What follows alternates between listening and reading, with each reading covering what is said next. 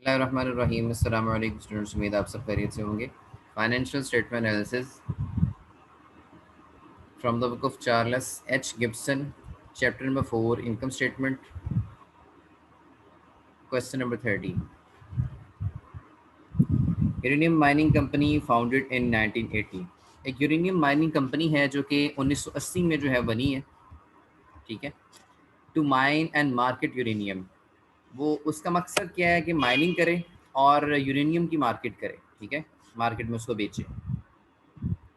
Purchase the mine 1981, उसने 1981 में, यानी कि यूरेनियम माइनिंग कंपनी ने 1981 में एक माइन को परचेज किया है $900 मिलियन में। एक माइन खरीदी उसने ताकि वहाँ से जो है यूरेनियम निकाल सके और उसको मार्केट में बेच सके। It estimated that uranium had a market value of $150 पर आउंस, ठीक है। ये एस्टिमेट किया गया है कि यूरेनियम की जो मार्केट वैल्यू है वो कितनी है जी, वो $150 पर आउंस है। $150 पर आउंस जो है यूरेनियम की मार्केट वैल्यू है। By 2008, the market value had increased to $300 per ounce. 2008 में ये नोटिस किया गया, ये देखा गया कि जो यूरेनियम की मार्केट वैल्यू है वो $300 तक पहुंच गई है पर आउंस, ठीक है। पर आउंस उनका जो मतलब एक जो है वो क्वांटिटी को मेजर करने का एक उन्होंने बनाया हुआ है पैरामीटर, ठीक है। जैसे कि हम लीटर्स की बात करते हैं, जैसे हम किलोग्राम की बात करते हैं, ठीक है, जैसे कि हम मीटर्स में बात करते हैं, इस तरह से उन्होंने जो है यूरेनियम की क्वांटिटी को मेजर करने के लिए एक पैरामीटर बनाया हुआ है आउंस, ठीक है, एक सेट किया हुआ है। उसके बाद record for 2008 indicate the following. जो 2008 का रिकॉर्ड है वो ये दिया गया, यानी कि 2008 में प्रोडक्शन जो है वो 2 लाख ऑन्सेस की हुई है, ठीक है, और सेल्स जो है वो 2,30,000 ऑन्सेस की हुई है। डिलीवरीज 1,90,000 ऑन्स की हुई है, ठीक है जी। अब आपके सामने डेटा है कि 2 लाख ऑन्स बनाए हैं, 2,30,000 ऑन्सेस बेचे हैं। अब 2,30,000 बनाए, 2 लाख तो बेच बेच कैसे लिए 2,30,000? हो सकता है पिछले साल के कोई बाकी पड़े हो, ठीक है, जिनको इस साल में यूटिलाइज़ किया हो और बेच दिया गया हो, ठीक है। और डिलीवरीज बेसिकली कितनी हुई हैं, डिलीवर कितने किए हैं, यानी कि जो कस्टमर की प्लेस पे जो भेजे हैं, डिस्पैच जो कितने किए हैं, वो 1,90,000 की है, ठीक है जी। कैश की जो कलेक्शन है वो कितनी हुई है, 2,10,000 कैश की कलेक्शन हुई है, ठीक है। 2,10,000 आपकी कैश की कलेक्शन हुई है। 2,10,000 ऑन्सेस के बदले आपको कैश मिला है। Cost of production including depletion, ठीक है। जो कॉस्ट ऑफ प्रोडक्शन है, यानी कि इसको बनाने में जो खर्चा आ रहा है वो 50 मिलियन का, ठीक है, 50 मिलियन का खर्चा है आपका, $50 मिलियन का। और सेलिंग एक्सपेंस आपकी, डिप्लीशन का मतलब क्या होता है कि जैसे कि हम डेप्रिसिएशन की बात नहीं करते, जैसे कि फर्नीचर पे डेप्रिसिएशन है, मशीनरी पे डेप्रिसिएशन है। डेप्रिसिएशन बेसिकली होती है टेंजिबल एसेट्स पे, जो आपके फिक्स्ड एसेट्स होते हैं उनके ऊपर हमारी डेप्रिसिएशन होती है, ठीक है। जो फिक्स एसेट्स होते हैं, टेंजिबल फिक्स एसेट्स होते हैं जो हमने खुद बनाए होते हैं, ठीक है, यानी कि जो मसनूई मतलब आर्टिफिशियल होते हैं, खुद बनाए होते हैं। फर्नीचर खुद बनाते हैं हम, ठीक है, मशीनरी हम खुद बनाते हैं, ठीक है, गाड़ी हम खुद बनाते हैं, बिल्डिंग हम खुद बनाते हैं। जो चीज़ें खुद बनाई इंसान ने, ठीक है, उसके ऊपर जो वक्त के साथ साथ वैल्यू में कमी आ रही होती है उसको हम डेप्रिसिएशन कहते हैं, जैसे कि आपको पता है फर्नीचर, मशीनरी, बिल्डिंग एक्सेट्रा। लेकिन जो कुदरती चीज़ें जो कुदरत की तरफ से हैं उनके ऊपर अगर वैल्यू में कमी आ रही है तो उसको हम डिप्लीशन कहते हैं। कुदरती वसाइल में अगर कमी आ रही है, कुदरती वसाइल को यूज़ करते करते उनकी वैल्यू मुझे, अब यूरेनियम जो है वो माइनिंग कर रहे हैं, ज़मीन से निकाल रहे हैं, अब कुदरती वसाइल है, इनके इस्तेमाल से जो इनकी वैल्यू में कमी आ रही उसको हम डिप्लीशन कहते हैं, ठीक है।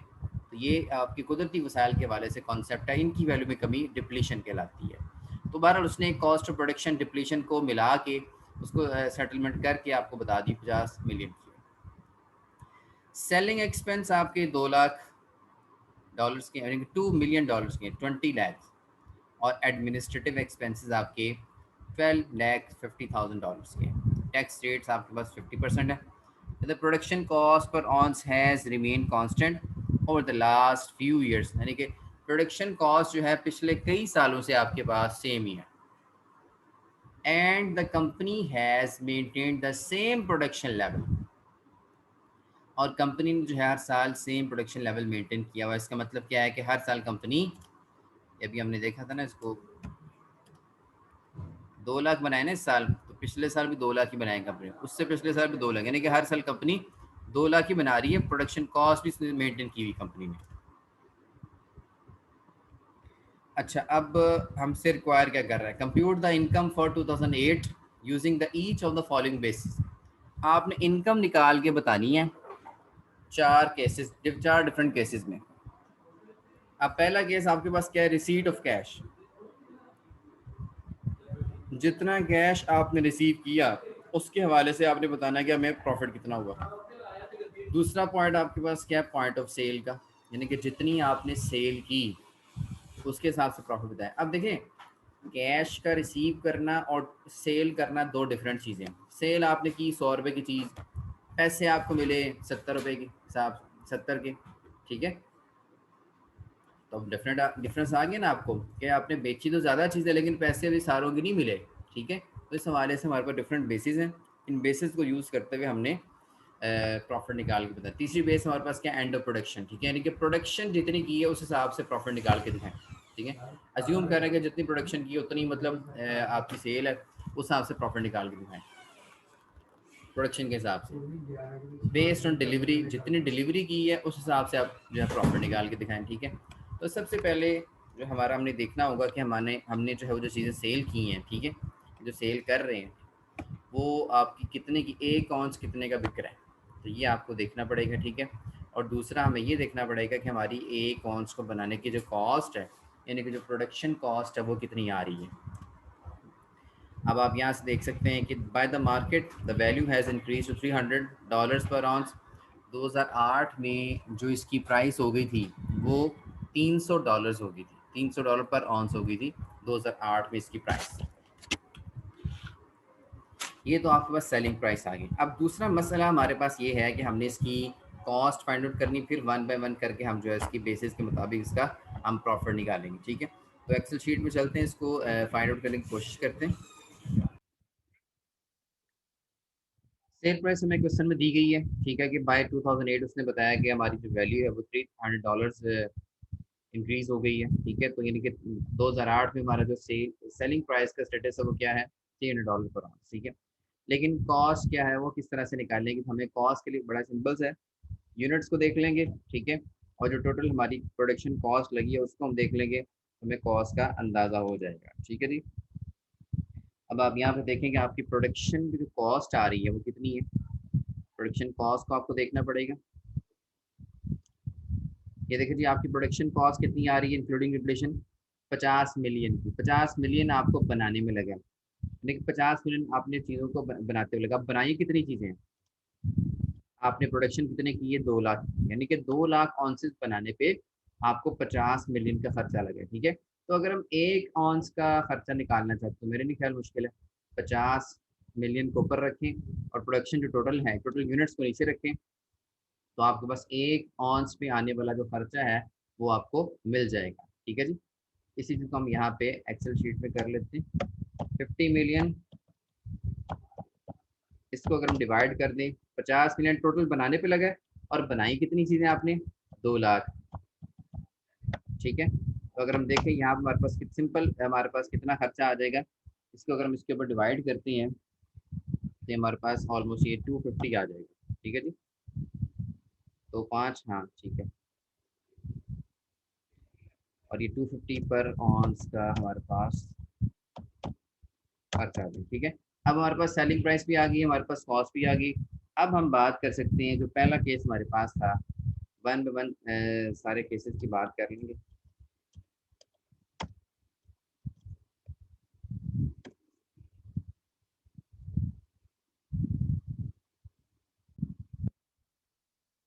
आपके पास जो पहला केस है वो रिसीट ऑफ कैश का, ठीक है। तो हम देखेंगे जाके अपने क्वेश्चन में कि आपने कितना कैश, कितनों के अगेंस्ट कैश रिसीव किया। कैश आपने रिसीव, कैश कलेक्शन जो आपकी हुई है वो 2,10,000 ऑन्सेस की हुई है, ठीक है।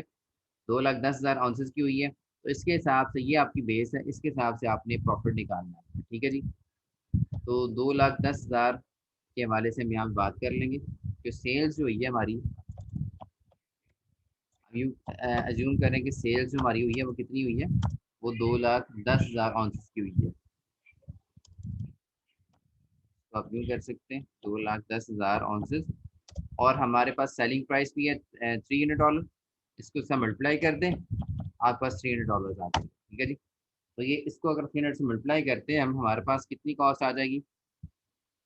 हमारे पास ऑलमोस्ट, इसको अगर हम कैलकुलेट करते हैं, ये हमारे पास 63 मिलियन आई है। ठीक है जी। और अगर हम कॉस्ट देखना चाहते हैं, कॉस्ट, तो कॉस्ट किस तरह से देखेंगे हम? देखिए जी, 2,10,000 ही हमारे पास बेस है। ठीक है। और कॉस्ट हमारे पास ऊपर दी गई है 250। ठीक है जी। इसको इससे अगर मैं मल्टीप्लाई करूं तो मेरे हमारे पास आंसर कितना आ जाता है? ऑलमोस्ट, ये ऑलमोस्ट आपके पास आ जाएगा 52,500,000। ठीक है जी। तो ये आपके पास कॉस्ट आ गई। इसको अगर हम सेलिंग प्राइस में से, सेल्स में से अगर हम कॉस्ट को माइनस कर दें, ठीक है, तो हमारे पास जो जीपी आता है, इसका जीपी कितना आ जाएगा? Gross profit. ग्रॉस प्रॉफिट कितना आ जाएगा इसका? ऑलमोस्ट 10,500,000। ये हमारे पास जीपी आ जाएगा। इसी तरह से बाकी केसेस में भी आपने करना है। ठीक है जी। तो जीपी के बाद आपने क्या करना है, इसकी सेलिंग एक्सपेंसेस वगैरह जो है उनको माइनस करना है। ठीक है। जो एडमिनिस्ट्रेटिव एक्सपेंसेस है उनको माइनस करना है, टैक्स को माइनस करना है, और फिर आपने जो अपना प्रॉफिट निकालना है। ठीक है जी। अब यहाँ पे हम देख लेते हैं कि हमारे पास जो बाकी एक्सपेंसेस हैं वो कितने हैं, ताकि हम प्रॉफिट तक पहुँच सकें। जीपी निकालिए। जीपी के बाद सेलिंग एक्सपेंस हमारे पास 2 लाख के, 2 मिलियन के, सॉरी। और एडमिनिस्ट्रेटिव एक्सपेंस हमारे पास $12,50,000 के हैं। और टैक्स जो भी उस इनकम आएगी उसका 50% ले लेना है आप। ठीक है। तो आपका टैक्स आ जाएगा। तो इन तीनों का हम माइनस करते हैं जी।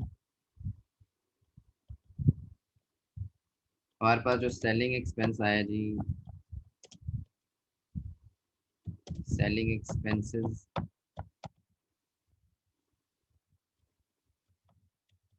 ये हमारे पास 2 मिलियन के हैं जी। और हमारे पास जो एडमिनिस्ट्रेटिव एक्सपेंस है,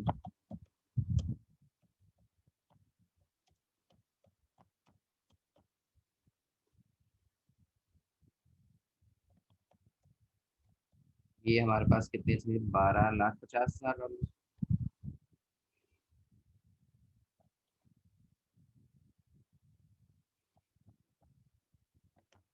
12,50,000 हमारे पास ये आपके पास एडमिनिस्ट्रेटिव एक्सपेंस है। अगर इनको हम माइनस करें तो हमारे पास एक इनकम बिफोर टैक्स आ सकती है। ठीक है जी। यानी कि 10,500,000 जो है, इसमें से अगर इन दोनों को माइनस कर दिया जाए, ठीक है, तो ये हमारे पास इनकम बिफोर टैक्स आ जाएगी। और इसी के ऊपर हमने वो 50% लगाना है। ये ऑलमोस्ट कितनी आ रही है हमारे पास? को अगर हम इसमें से माइनस करते हैं तो ये हमारे पास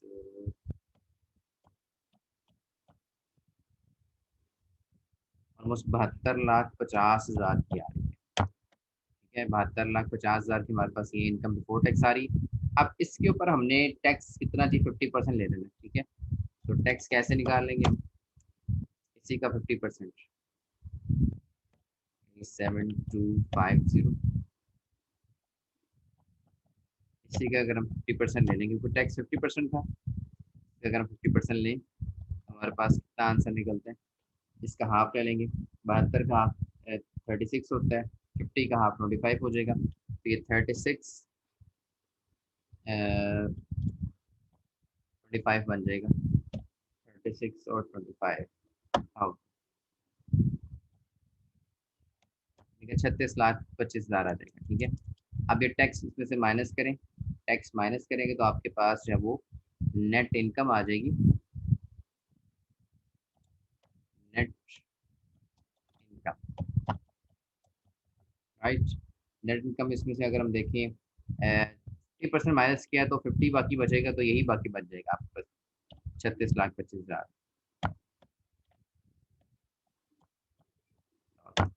तो ये आपकी नेट इनकम आ गई। ठीक है जी। और ये आप यहाँ पे आप जो है वो वर्किंग वन भी कह सकते हैं इसको, अगर आप एडिशन करना चाहिए यहाँ पे, क्योंकि ये 250 कहाँ से आया है, इसको आप वर्किंग वन कह दें,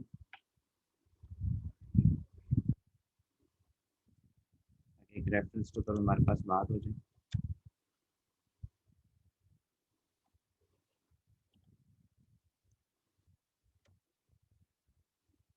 ये हमारे पास क्या है जी, इसको वर्किंग वन कह देते हैं,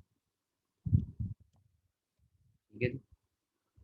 ये हमारे पास हवाला हो जाएगा, वर्किंग वन 250 आया हमारे पास। तो ये पहला केस था हमारे पास रिसीट ऑफ कैश वाला, ठीक है। इसी तरह से हम दूसरा केस भी कर सकते हैं।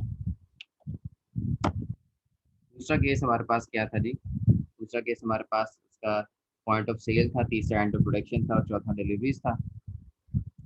पॉइंट ऑफ सेल हमारे पास दूसरा केस है, यानी कि जितनी सेल हो इस हिसाब से उसको कंसिडर करेंगे, उसके मुताबिक प्रॉफिट निकालेंगे।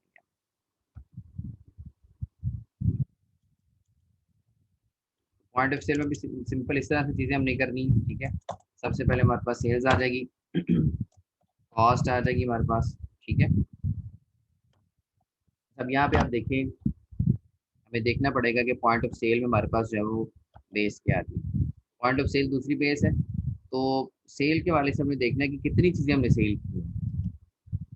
देखें सेल कितनी की है हमने, पहले हमने सेल को लेना 230, यानी कि 2,30,000 की हमने चीज़ें सेल की।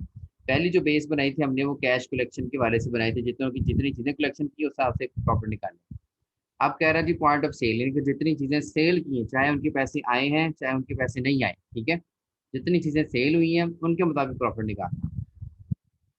तो चीज़ें कितनी सेल हुई, 2,30,000, तो इसके मुताबिक हम कैलकुलेशन करेंगे सारी।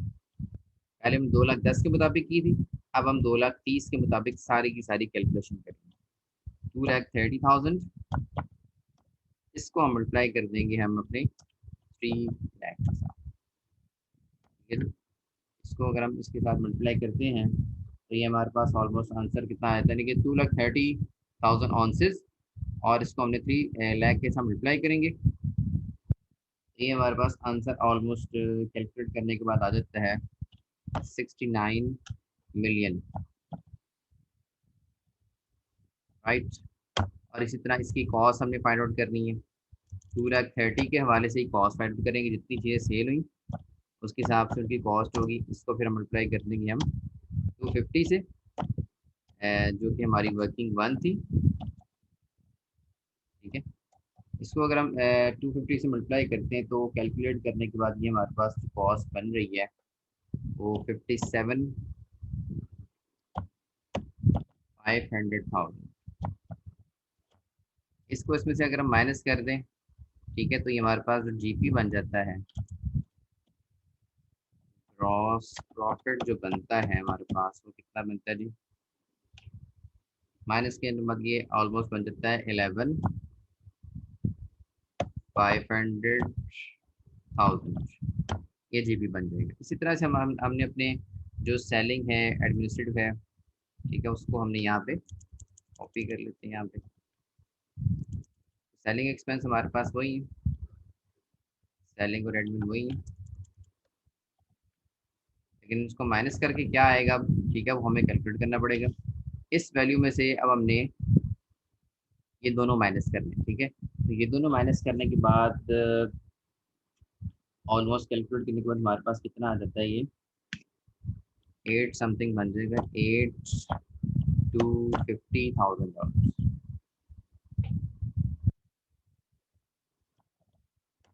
ये हमारे पास इनकम बिफोर टैक्स बन गई।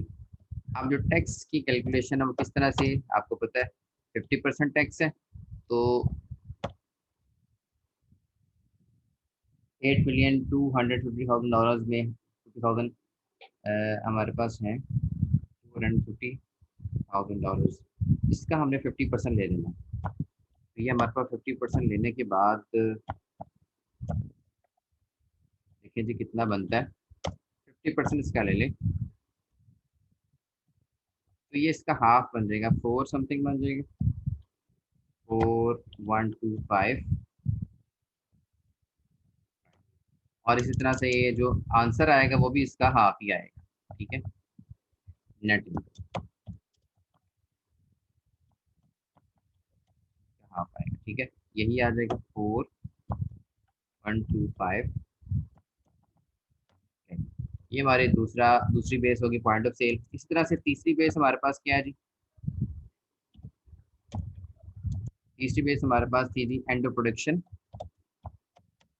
चौथी डिलीवरी थी। एंड ऑफ प्रोडक्शन तीसरी बेस। अब हमने देखना है कि प्रोडक्शन कितनी हुई है, प्रोडक्शन के हिसाब से प्रॉफिट निकालना है। सारी बात समझ, प्रोडक्शन के हिसाब से प्रॉफिट देखेंगे। अब सारा काम वही करना है, बस हमने देखना है कि हमारी जो प्रोडक्शन है वो प्रोडक्ट यानी कि जो बेस लेनी है ना वो प्रोडक्शन लेनी है। अब देख लीजिए हमने चीज़ें बनाई कितनी है, लेकिन चीज़ें हमने बनाई है 2 लाख, ठीक है। तो अब 2 लाख के हवाले से हम प्रॉफिट कैलकुलेट करेंगे। 2 लाख यानी कि ये एज्यूम करें कि 2 लाख सेल हुई, जितनी बनाई उतनी सेल होगी, ठीक है। यहाँ पे ये एज्यूम किया जा रहा है कि जितनी बनाई उतनी सेल होगी, ठीक है। तो 2 लाख को बेस बना के इसके मुताबिक हम प्रॉफिट निकालेंगे।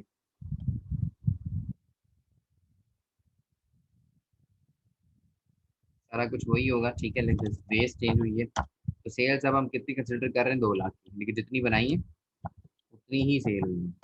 इसी तरह इसको हम 300 से कर देंगे। तो ये तो सिंपल सिंपल हमारे पास आ जाएगा कितना? 60 का आंसर आ जाएगा, 60 मिलियन का। और कॉस्ट किस तरह से आ जाएगी हमारे पास? उसी तरह से 2 लाख, इसको हम मल्टीप्लाई कर देंगे किसके साथ से? हम कर देंगे 250 के साथ, जो कि हमारी वर्किंग वन है, राइट। और ये हमारे पास आंसर अगर इसको हम कैलकुलेट करते हैं तो ये ऑलमोस्ट बन जाता है, ये 50 के राउंड बन जाएगी, ठीक है। 50 मिलियन बन जाएगी। ग्रॉस प्रॉफिट अगर हम इसको इसमें से माइनस करते हैं तो कितना बन जाता है? ठीक है जी। ग्रॉस प्रॉफिट कितना बनेगा इसका? 60 में से 50 माइनस कर तो 10 बन जाता है। 10 मिलियन हमारे पास इसका ग्रॉस प्रॉफिट बच गया। अब बाकी काम वही करना है, हमारा सेलिंग एक्सपेंस एडमिन हमने वो माइनस करने हैं यहाँ से, ठीक है जी।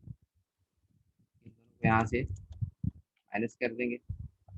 अब इसमें से हमने जो है ये दोनों माइनस करने, तो ये दोनों माइनस करेंगे, हमारे पास जो आंसर बच जाएगा वो ऑलमोस्ट कितना बच जाएगा जी? 67 का ऑलमोस्ट बन रहा है। तो 6750 और 000, ये हमारे पास इसका आंसर बन रहा है इनकम बिफोर टैक्स का, ठीक है जी। अच्छा, अब इसका आपको पता आगे 50% लेना है, इसका 50% ले लें, इसका हाफ बन जाएगा। इसी वैल्यू का हमने 50% कैलकुलेट कर लेना, 6750 50%, ठीक है। तो इसका अगर हम 50% लें, ये ऑलमोस्ट कितना बन जाएगा? 33 के राउंड बन जाएगा, 3375, ठीक है। ये हमारे पास इतना आंसर बन गया। और अगर इसका हम रिजल्टिंग आंसर निकालना चाहते हैं तो वो भी आपका नेट इनकम जो है वो भी आपकी 50%, यही आंसर बनेगा आपका, क्योंकि 50% है तो यही आंसर आ जाएगा माइनस करने के बाद। ये हमारी तीसरी बेस होगी, ठीक है जी। चौथी बेस किस तरह से हमारे पास है? चौथी है आपकी एंड ऑफ डिलीवरीज, ठीक है। एंड ऑफ डिलीवरी से मुराद क्या है आपका?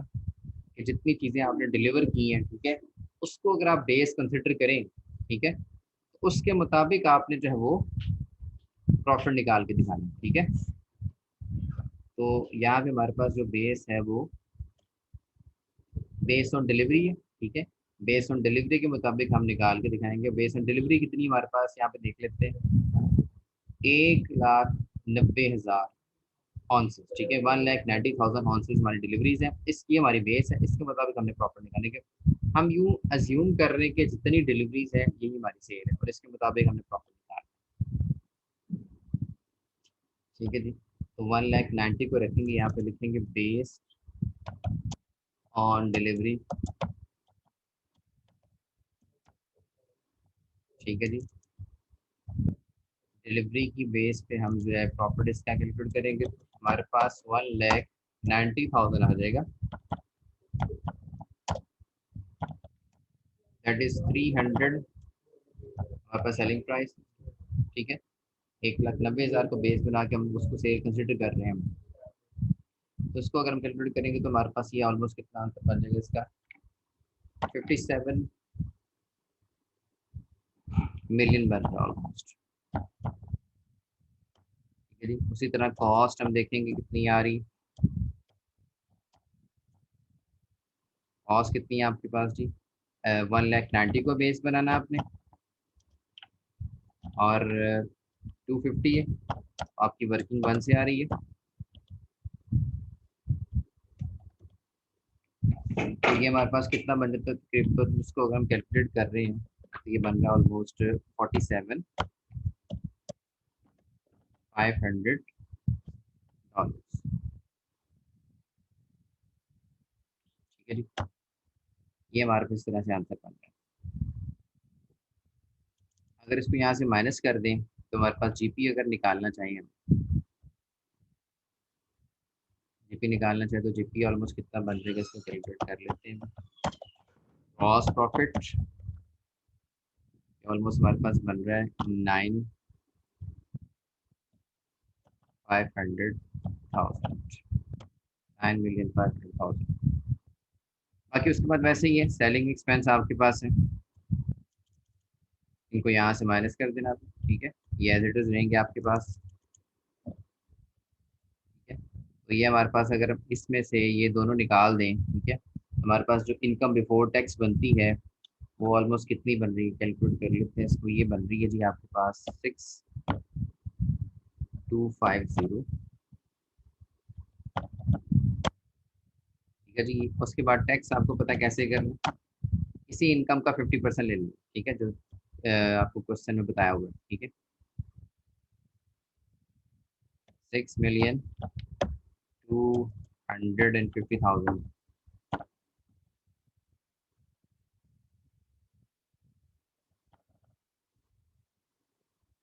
इसको हम मल्टीप्लाई कर देंगे 50% के साथ,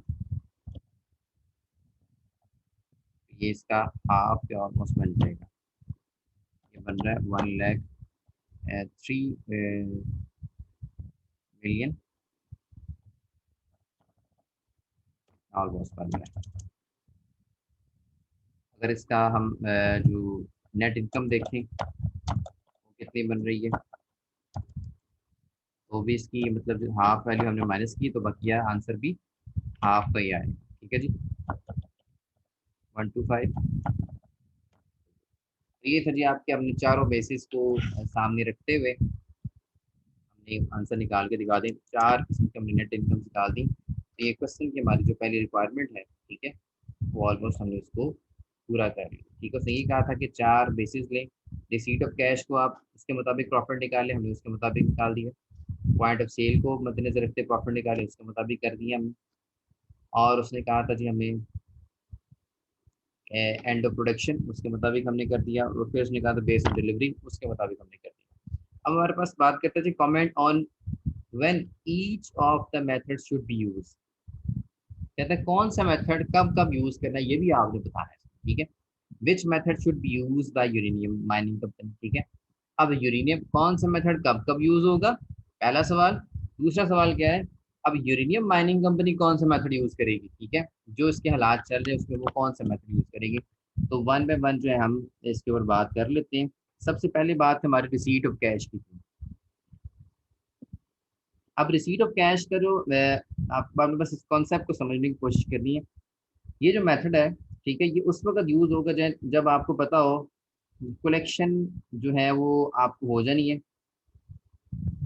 ठीक है, कि this method should only be used when the prospects of collection are especially doubtful at the time of sale। ठीक है, ये आप मेथड उस वक्त यूज करेंगे जब आपके पास जो कलेक्शन के हवाले से को पता हो ना कि यार यहाँ पर कलेक्शन जो है वो डाउटफुल है at the time of cell.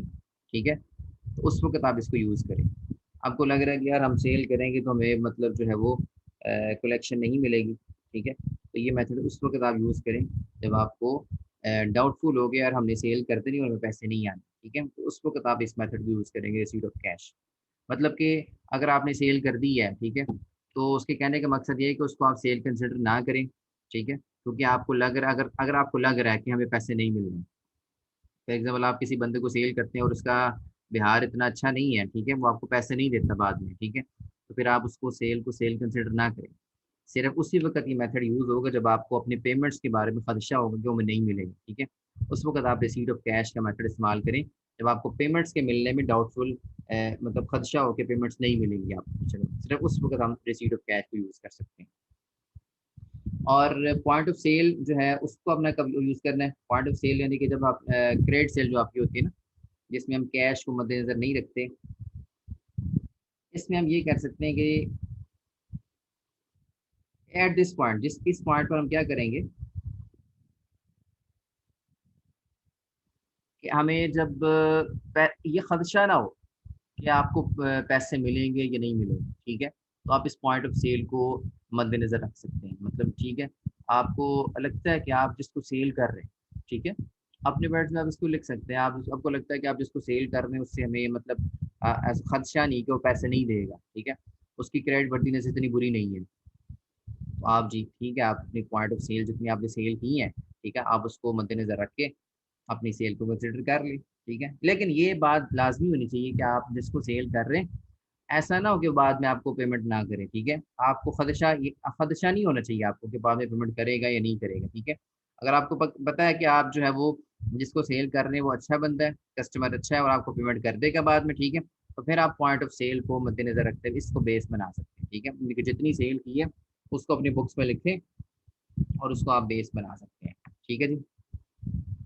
अच्छा, तीसरा मेथड जो हमारे पास है जी, एंड ऑफ प्रोडक्शन का, ठीक है, एंड ऑफ प्रोडक्शन का मतलब क्या है कि जैसी आपकी प्रोडक्शन खत्म हुई है ना, ठीक है, तो आप उसको सेल कंसिडर कर रहे हैं, जितनी आपकी प्रोडक्शन हुई है उसको आप सेल कंसिडर कर रहे हैं, इसका मतलब ये यानी कि 2 लाख आपने बनाई तो 2 लाख की आपकी सेल है, तो ये मेथड उस वक्त कब इस्तेमाल होगा, ये मेथड उस वक्त इस्तेमाल होगा जब आपको पता हो कि भाई कि मैंने जैसे ही प्रोडक्शन करनी है ना वैसे ही सारी की सारा माल मेरा मार्केट में उठ जाए, यानी कि आपकी प्रोडक्शन करने से पहले ही मार्केट में लोग डिमांड ले, बाज़ वक़्त ऐसा होता है ना कि माल अभी आया नहीं होता, बिका पहले होता है, बिकना पहले माल आना बाद में, इसका मतलब क्या है कि मार्केट में उस चीज़ की डिमांड बहुत ज़्यादा है, पहले लोग बोलियां लगा के बैठे हैं, पहले लोग जो है वो एडवांस पैसे दे के बैठे हुए हैं आपको, ठीक है, प्रोडक्शन बाद में हो रही है, तो अगर मार्केट में इस तरह की सूरत हाल डिमांड बहुत हाई है, ठीक है, प्रोडक्शन बाद में और ये बिकी हुई चीज़ पहले हुई है, ठीक है, तो इस तरह की सूरत हाल अगर है तो फिर एंड ऑफ प्रोडक्शन मेथड आप इस्तेमाल कर सकते हैं कि जितनी चीज़ बने आपको पता है,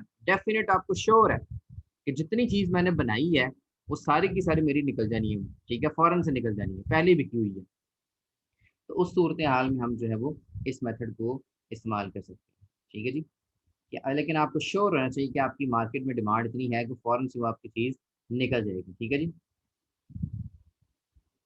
उसके बाद नेक्स्ट हमारा जो मेथड है, ठीक है, वो कौन सा मेथड है, बेस्ड ऑन डिलीवरी का, ठीक है, तो बेस्ड ऑन डिलीवरी जो है उसमें हम किस तरह से कर सकते हैं, ये आपकी बेसिकली यूजुअली इसको एक्सेप्टेबल नहीं किया जाता, ठीक है, यूजुअली एक्सेप्टेबल नहीं होता है हमारा मेथड, ठीक है, एट रियलाइजेशन पॉइंट, तो बिकॉज डिलीवरी जो है इज एन ऑब्जेक्टिवल, एक ऑब्जेक्टिव गाइडलाइन होती है, ठीक है, लेकिन delivery does not usually represent the significant event, ठीक है, क्योंकि ये कोई सिग्निफिकेंट इवेंट को जो है वो रिप्रेजेंट नहीं कर रही, डिलीवरी के मतलब डिलीवरी की है इसको सेल कर लें, नॉर्मली इसको हम यूज़ ही नहीं करते, ठीक है, पहले 3 को तो हम यूज़ कर लेते किसी न किसी मद में, लेकिन डिलीवरी को हम किसी मद में यूज़ नहीं करते, ये कोई सिग्निफिकेंट इवेंट नहीं है, इस वजह से हम इसको बेस नहीं बनाते, ठीक है, तो अब रहा सवाल दूसरा कि with which method should be use by the uranium mining company, कौन सा मेथड जो है वो यूरेनियम माइनिंग कंपनी जो है वो यूज़ करेगी, ठीक है,